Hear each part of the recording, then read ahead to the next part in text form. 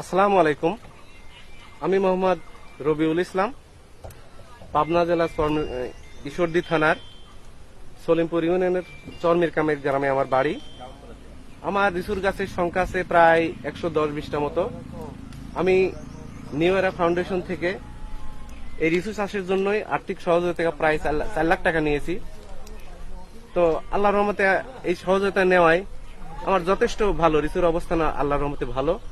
আমি অল্প দিনেই বিক্রি করে টাকাটা পরিশোধ করব এবং এই লিচুর উপরে যে আমরা আর্থিক সহযোগিতাটা নিয়েছি, আমাদের সহযোগিতাটা খুবই উপকার হয়েছে।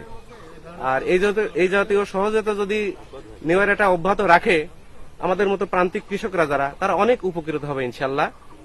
আসসালামু আলাইকুম।